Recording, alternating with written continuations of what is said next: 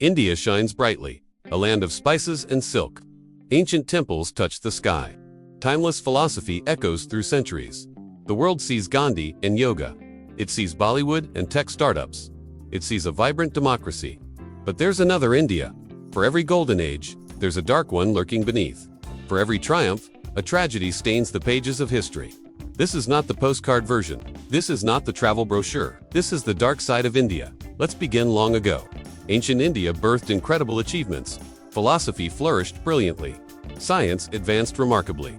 Religion spread widely. But India also created systems that hardened into cages over time.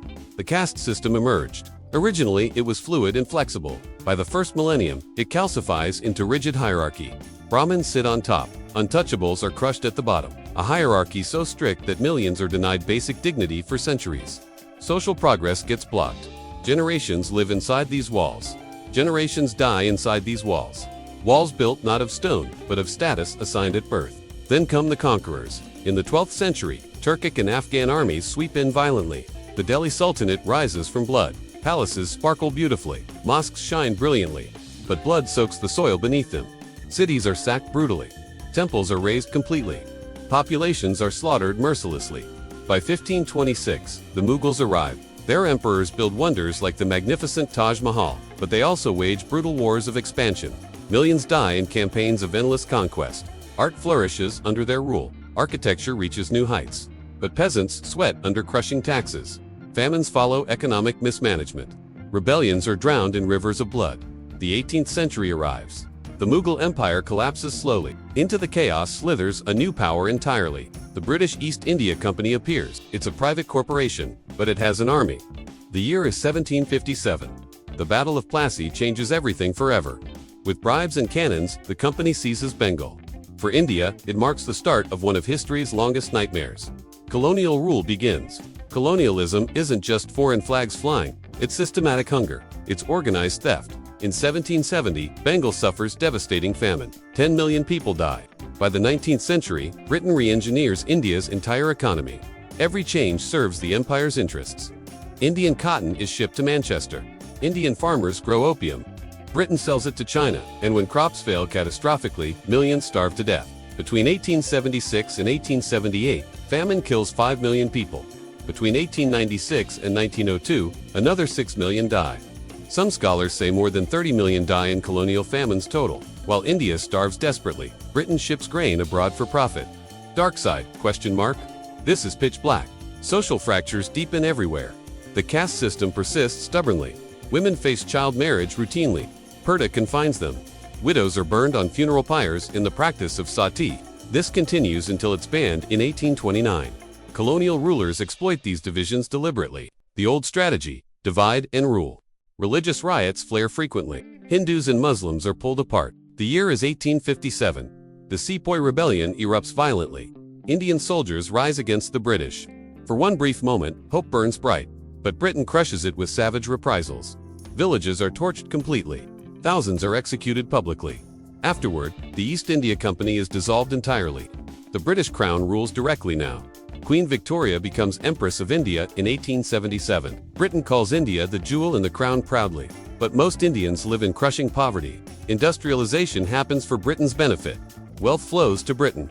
Railways are built everywhere, but they're designed to extract resources efficiently, not empower Indian people. India's share of the world economy collapses.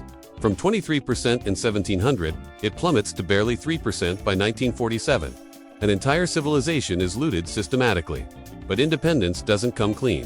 In 1947, India finally breaks free. Freedom arrives at last, but there's a cost. Partition happens immediately. One land is sliced into India and Pakistan.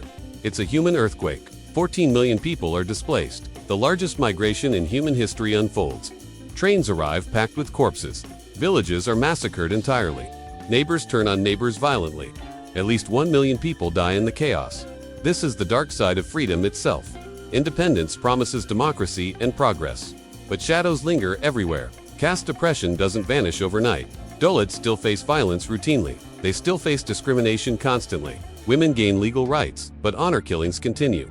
Dowry deaths stain headlines regularly. Corruption seeps into politics deeply. Bureaucracy chokes progress constantly. India builds nuclear weapons. but it struggles to build toilets. The contradictions are staggering.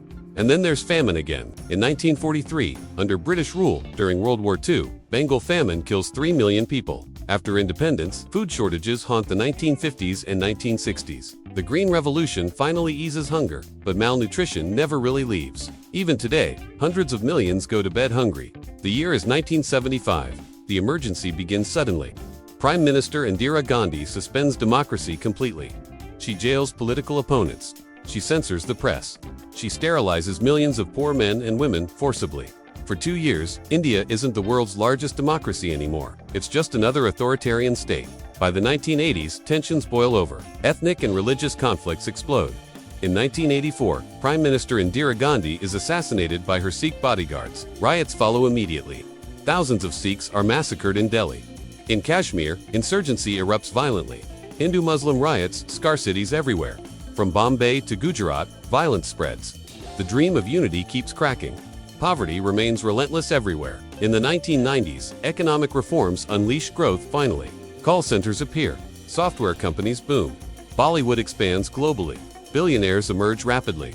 But under the gleaming skyscrapers, slums spread endlessly. Hundreds of millions live without clean water. They live without basic sanitation. India is rich and poor simultaneously. It's a paradox wrapped in inequality. The dark side continues in modern times. Corruption scandals rock governments repeatedly. Religious nationalism grows stronger. Lynchings happen regularly. Riots erupt frequently. Censorship of journalists increases. The world's largest democracy struggles with free speech. It struggles with minority rights. And then there's the environment. India's sacred rivers choke with pollution. Air in Delhi turns toxic regularly. Climate change threatens agriculture directly. The same land that fed ancient empires now faces water wars. COVID-19 hits in 2021. Crematoriums overflow with bodies. Families beg for oxygen desperately. The government staggers under pressure. The pandemic exposes the fragility beneath the world's largest democracy. India's story is not just one of light alone, it's also a story of shadow.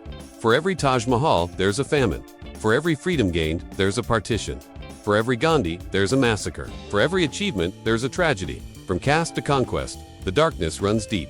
From famine to partition, the pain is real. From corruption to pollution, the struggles are as vast as India's history itself. But here's the thing, maybe facing the darkness is part of moving forward. Maybe acknowledging the shadows helps illuminate the path ahead. Maybe the dark side isn't the whole story, but it's part of the story, and that part matters deeply. India contains multitudes within its borders. It holds both light and shadow. It carries both hope and despair. Understanding the darkness doesn't diminish the light. It makes the light more meaningful. This is the dark side of India.